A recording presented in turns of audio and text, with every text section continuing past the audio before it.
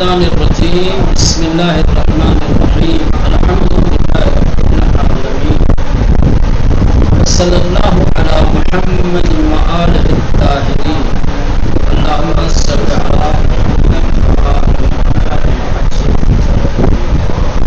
چلیں وہ پہلے درس کا جس کا عنوان تھا خدائے یگانہ، خدائے بے نظیر، خدائے یکتا، ٹھیک؟ اور اس نظم کے تقریباً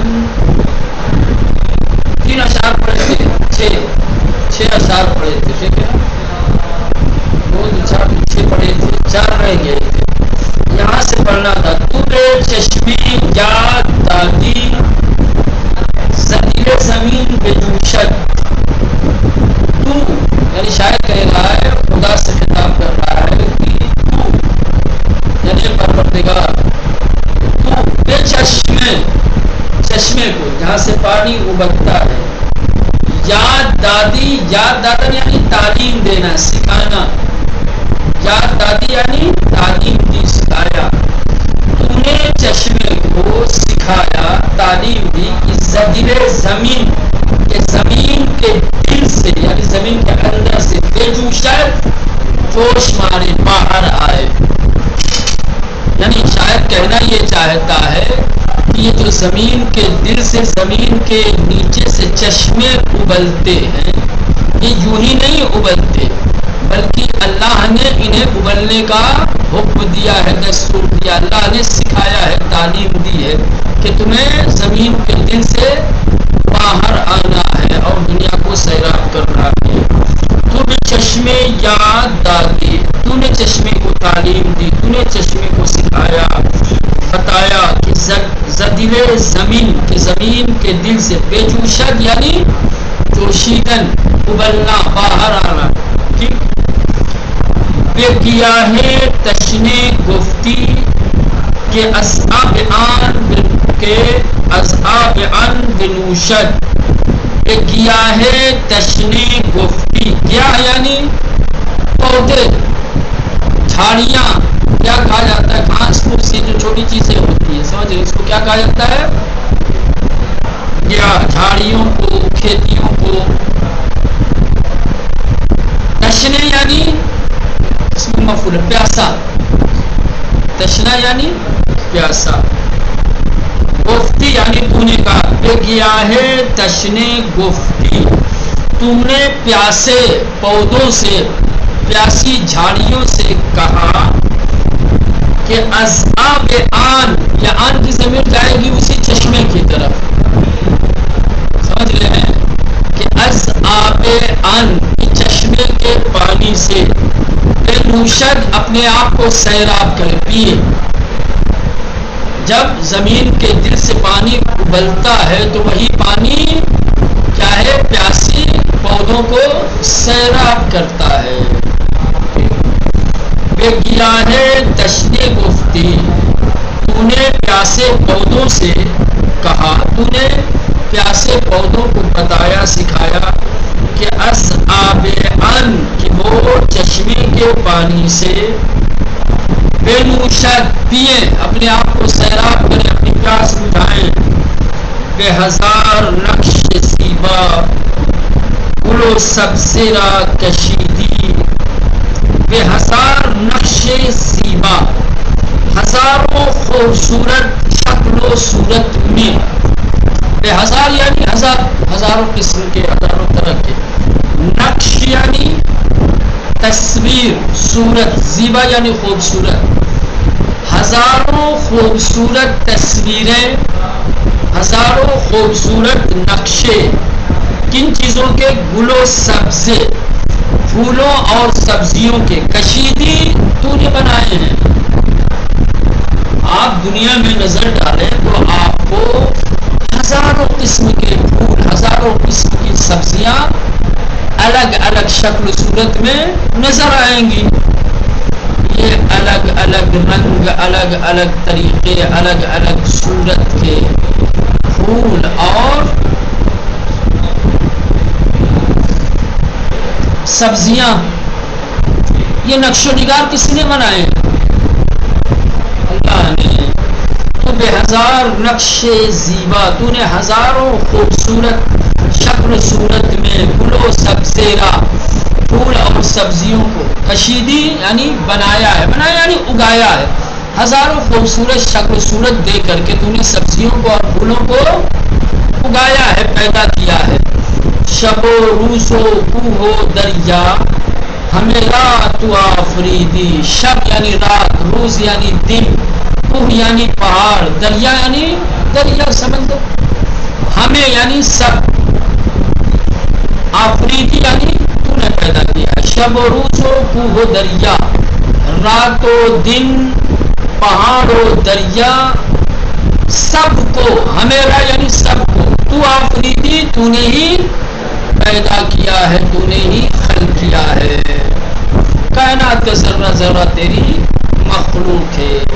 چلے کلمہ و ترکیبہ تازے، جو سبق آپ نے پڑھا ہے اس سبق میں جو کلمات اور جو نئی ترکیبیں آئی ہیں، ذکر ہوئی ہیں، اس کی وضاحت، اس کے معنی اور مفاہیم سے آپ کو آشنا کرنا چاہتے ہیں۔ تو بے گوشے ابر خاندی، شعر میں تھا، شعر میں یہ ترکیب آپ نے پڑھی، تو بے گوشے ابر خاندی، تو نے بادل کے کان میں کہا، یعنی تو نے بادل کو حکم دیا، تو بے ابر گفتی، اس کا مطلب یعنی تو نے بادل سے کہا، تو نے بادل کو حکم دیا۔ جوشیدن، جوشیدن اصل مطلب معنی ہوتا ہے ابلنا۔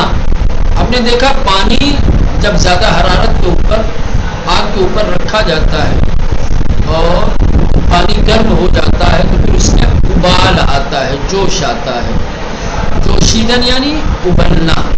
لیکن یہاں پر جو شعر میں جوشیدن آیا ہے اس کا مطلب ابلنا نہیں ہے کہ کوئی گرمی ہو اور گرمی کی وجہ سے ابلنا، زمین کے اندر سے باہر آنا۔ یہاں جوشیدن سے مراد کیا ہے؟ زمین کے اندر سے، پانی زمین کے اندر ہے، چشمے کے ذریعے سے زمین کے نیچے کا پانی باہر آ رہا ہے، اس کو کہتے ہیں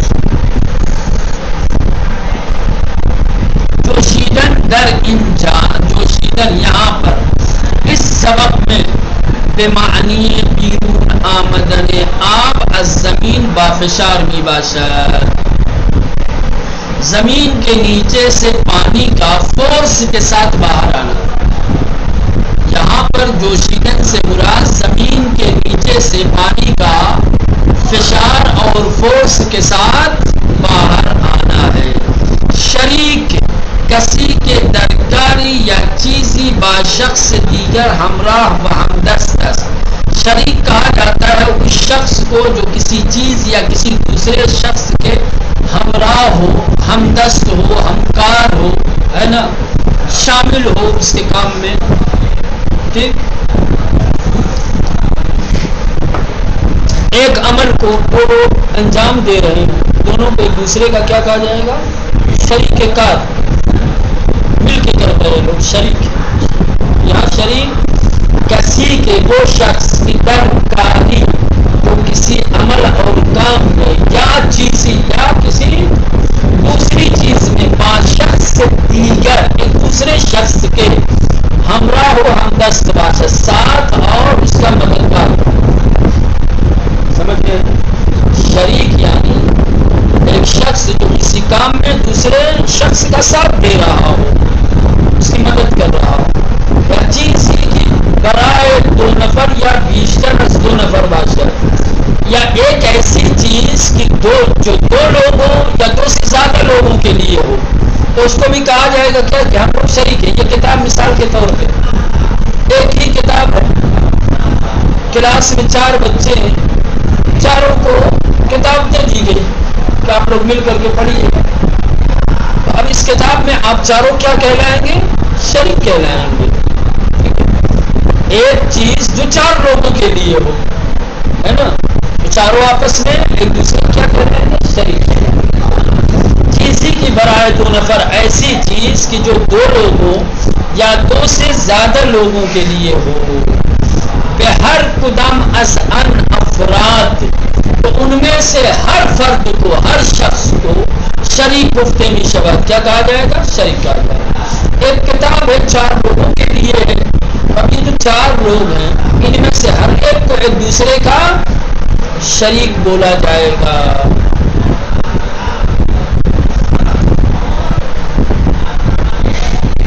قدم گذاشتن، وارد شدن، آمدن. قدم گذاشتن کا مطلب ہے وارد ہونا، داخل ہونا، باہر آنا. آمدن یا صرف آنا. قدم گذاشتن یعنی آنا.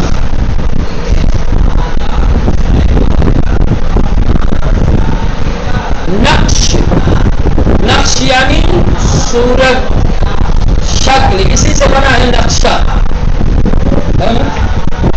دنیا کا نقشہ، دنیا کی تصویر، دنیا کی صورت، دنیا کی شکل.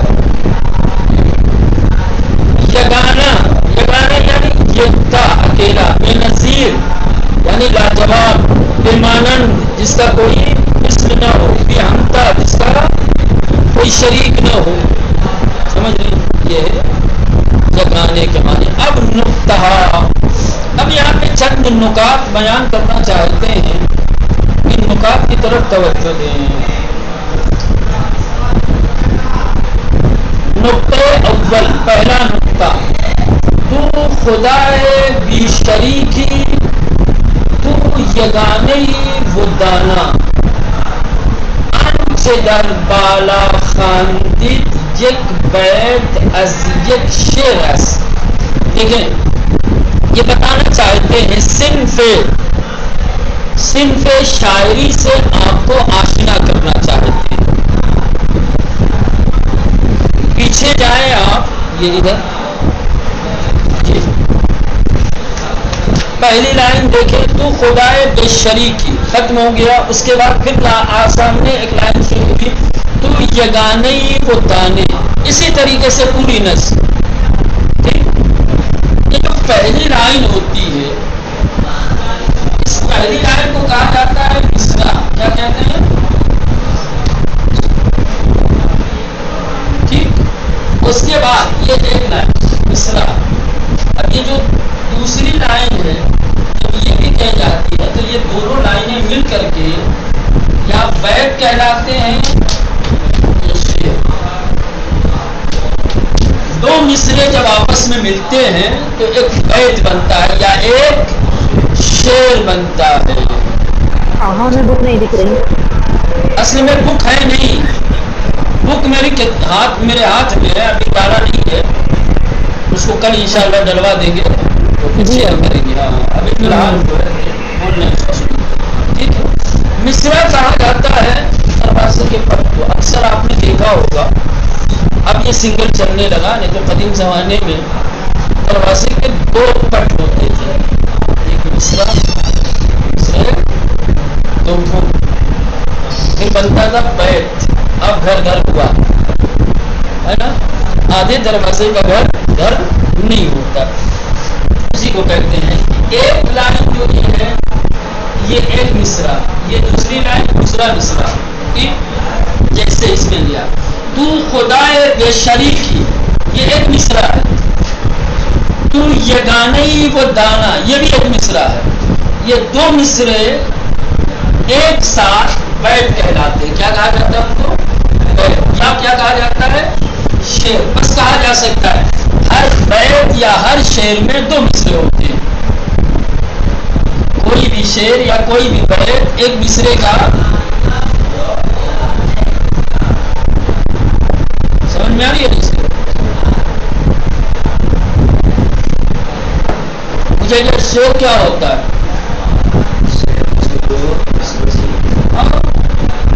شعر جس میں 2 مصرے ہوں، بیت جس میں 2 مصرے ہوں. مصرع کیا ہوتا ہے؟ کسی شعر کا ایک حصہ یا کسی بیت کا ایک حصہ، ایک لائن. وہی بتا رہے ہیں. ہاں. تو خدائے بے شریکی، تو یگانه و دانا. انچے در بالا خواندی، آپ نے جو اوپر پڑھا ہے. یک بیت از یک شعر است. وہ ایک بیت کیا ہے یا ایک شعر ہے. شعر کا ایک بیت ہے. ہر بیت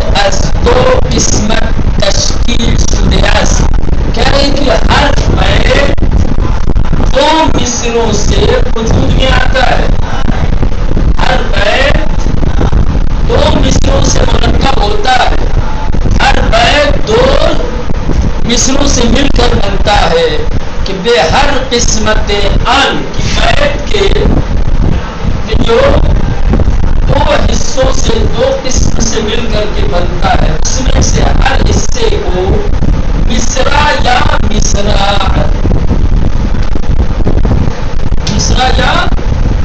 کہتے ہیں.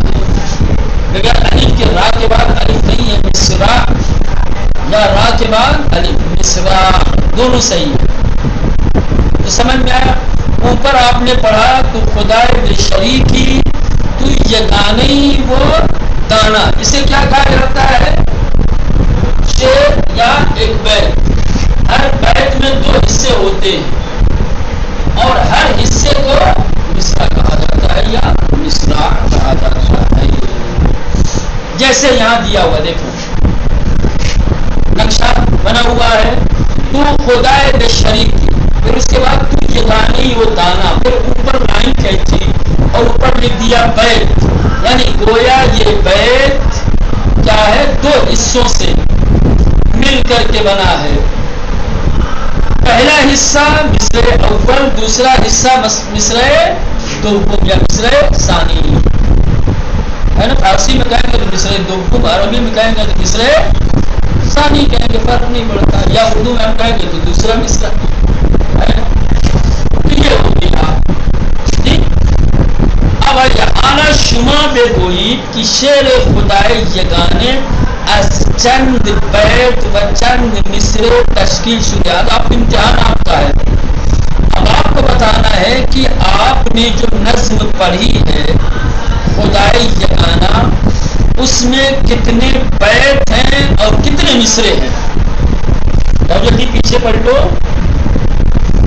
بتانا ہے کتنے بیت ہیں.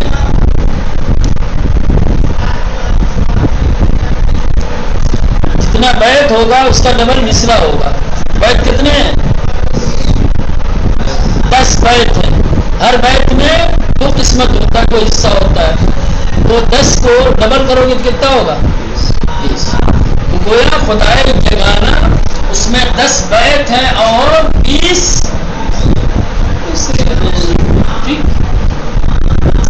نقطہ دوم. دوسرا نقطہ معمول الباب عطف در شعر بصورت یعنی پیش تلفظ بھی شباب. یہ پڑھنے کا طریقہ ہے. کہہ رہے ہیں کہ جو باب عطف ہوتا ہے ٹھیک، وہ عام طور سے اشعار میں پیش کی طرح سے تلفظ کیا جاتا ہے. با نہیں کہیں گے، کیا کہیں گے؟ نہیں ہے کہ وہ نہیں پڑھیں گے، پیش کی طرح سے تلفظ کیا جائے گا. مثلا یہ نیچے جو بیت دیا ہوا ہے، جو شعر دیا ہوا ہے، اس میں توجہ کیجیے. تجھے خوب نہیں کہیں گے، خوب کیا کہیں گے؟ تجھے خوب و مہربانی تو کی پاکیوں تانا، نہیں کہیں گے پاکی و نہیں پڑھیں گے، ہے نا. یعنی واؤ سے پہلے والا جو کلمہ ہے، اس کلمے کا جو آخری حرف ہے، اس پر پیش کو ظاہر کر کے ایسا لگے کہ جیسے واؤ بھری ہوئی. سمجھ رہے ہیں؟ یہ ایک طریقہ ہے پڑھنے کا، ادب ہے فارسی کا، کہ فارسی زبان میں باب عاطفہ جب شعر میں ہوتا ہے تو عام طور سے او کی شکل میں پڑھا جاتا ہے، یعنی پیش کی طرح سے تلفظ کیا جاتا ہے. مثلا تجھے خوب و مہربانی تو کی پاکی و دانا، لیکن پڑھیں گے کیسے؟ بیت بارہ ان طور میخانی، یعنی کہ اوپر جو بیت دیا ہوا ہے اس بیت کو اس طریقے سے کھانیں گے. تجھے خوب، دیکھیں واؤ کو حذف کر دیا اور اس پر بے پر پیش لگا دیا. تجھے خوب مہربانی تو کی پاکیوں تمانا. تو یہ یاد رہے کہ فارسی کے اشعار جب بھی آپ پڑھیں، اشعار میں باب عاطفہ آ جائے تو اس واو کو واو کی طرح سے تلفظ نہ کریں بلکہ پیش کی طرح سے تلفظ کریں. اگر اس کی تمرین کرنی ہے، اس کی مشق کرنی ہے تو نیچے آئے گا جیسے بے ہزار نقش زیبا بلو سب زیرا بلو، نہیں کہیں گے گل کہیں گے گل سبزے را کشیدی.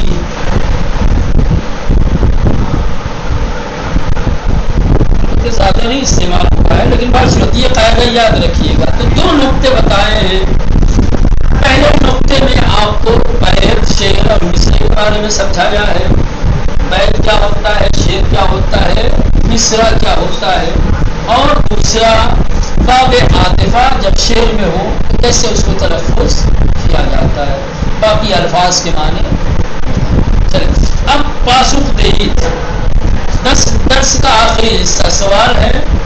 سوال کا جواب آپ لوگوں کو دینا ہے. سوال نمبر 1, در بیت اول و دوم برای خداوند چه صفتهای ذکر شده است. پہلے اور دوسرے بیت میں یا پہلے اور دوسرے اشعار میں خدا کی کون سی صفتیں بیان کی گئی ہیں. پہلے اور دوسرے شعر میں تو خدا بھی شریک, یگانے, دانے, خوب و مہربان, پاکی و توانا, یہ تمام اللہ کی صفتیں ہیں.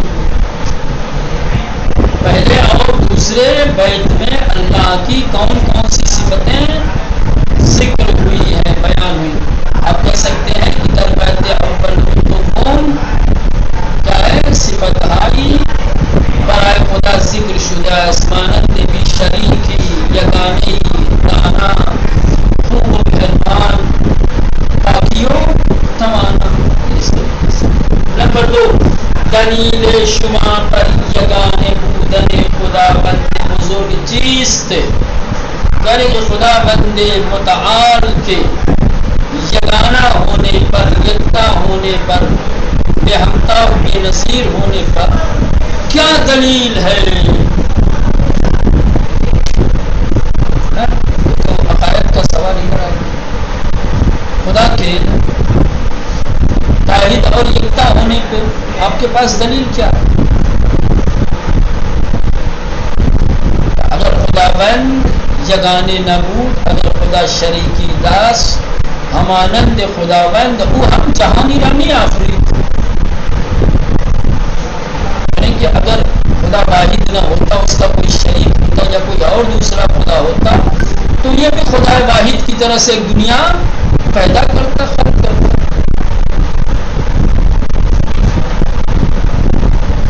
یا عقائد کی بحث میں جائیں گے ہوتی جاتی ہے نا. لو کان فیہما آلہۃ الا اللہ لفسدتا، ہے نا. زمین و آسمان میں اگر ایک خدا کے علاوہ دو خدا ہوتے تو زمین و آسمان کیا ہوتے؟ فاسد ہو جاتے، تباہ و برباد ہو جاتے. بہت ساری دلیلیں جو گھر بیان کی جاتی ہیں. نمبر 3، بے نظر شما چرا باید خداوند متعال بے شریک باشد. آپ کے نقطۂ نگاہ سے، آپ کے خیال میں خداوند متعال کو بے شریک کیوں ہونا چاہیے؟ چون اگر خداوند بی شریک نباشد، محتاج و نیازمند خواهد شد. و ذاتی که نیازمند باشد نمیتواند خدا باشد. خدا اگر شریک رکھے گا تو اپنے شریک کا محتاج ہوگا، اس کے اندر نیازمندی آ جائے گی. اور جب نیازمندی آ جائے گی، محتاجی اور نیازمندی خدائی سے دور کر دے گا. تو خدا نہیں ہو سکتا، خدا محتاج تو نہیں ہوتا نا. یہ آسان دلیل آپ یہ دے سکتے ہیں کہ سوال کیا گیا ہے کہ کیوں آپ کی نظر میں خداوند متعال کو شریک ہونا چاہیے. نمبر 4، در بیت سوم شاعر اعتقاد دارد کہ خدا متعال اچھے زمانی کو دے رہا ہے. یعنی کہ تیسرے بیت میں شاعر نے یہ نظریہ بیان کیا ہے کہ خداوند متعال کب سے ہے. خداوند از زمانی اس کے نام زمان ہم نہ بود. اتنا آسان ہے. شاعر اعتقاد دارد کہ خداوند از زمانی وجود دارد کہ نام زمان ہم نہ بود.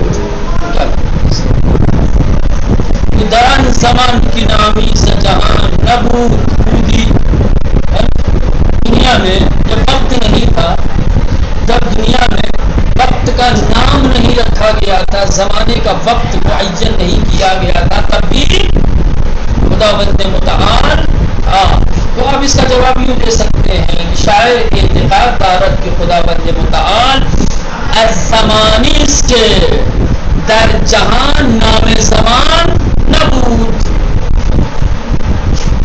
ایک سوال سمجھا؟ چلے آپ بھی بدانی نیائش ہے، دعا ہے، تو انشاءاللہ کل پڑھا جائے گا.